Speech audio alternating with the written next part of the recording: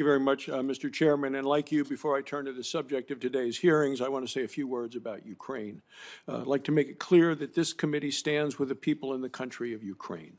We condemn Russia's invasion in the strongest possible terms. Mr. Chairman, as you said yesterday, the United States can and must ramp up domestic energy production and increase access to our abundant resources and technologies to both protect our energy independence and support our allies around the globe. And we in the minority stand ready to ensure that our NATO allies and Ukraine have access to abundant American energy.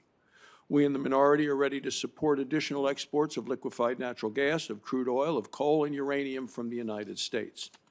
The United States has the energy resources to help our allies reduce their dependence on Russian energy.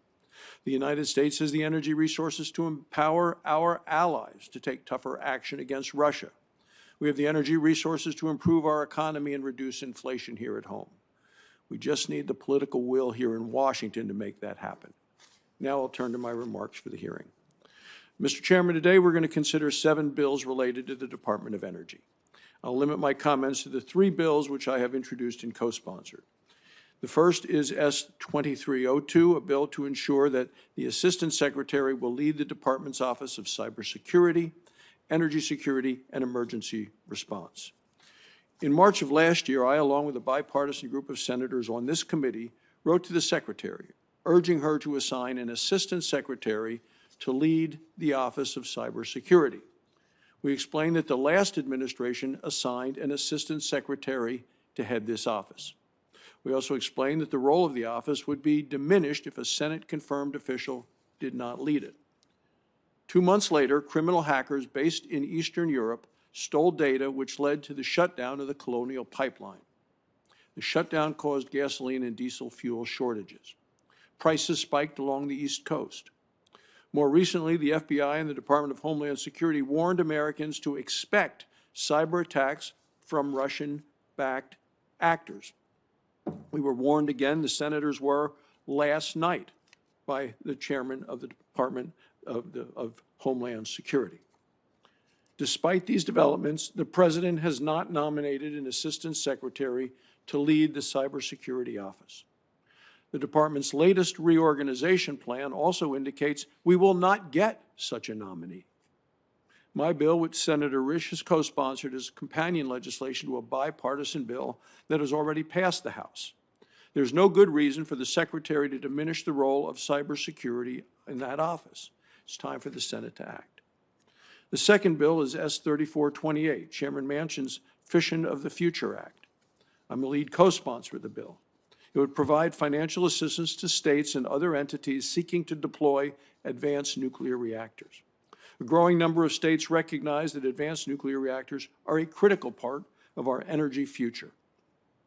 My home state of Wyoming will be home to TerraPower's first Natrium reactor. The state of Washington will host X-Energy's first advanced reactor. This bill will help states with licensing, developing, and construction of these reactors and related supply chain infrastructure.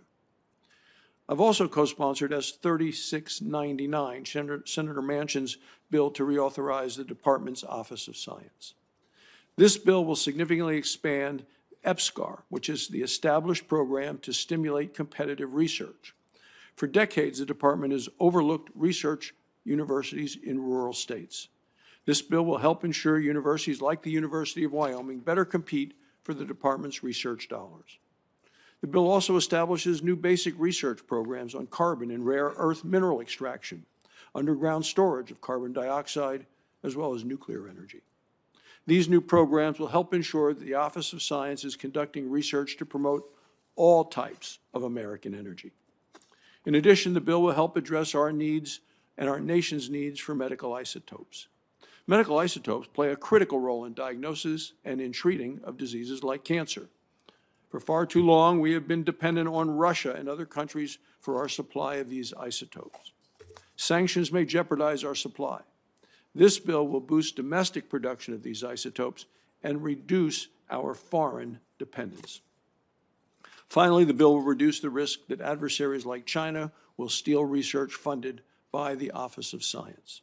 The bill will impose penalties on funding recipients who knowingly violate the department's protocols to protect American research.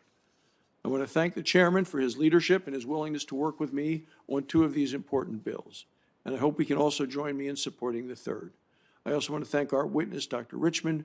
I look forward to your testimony. Thank you, Mr. Chairman.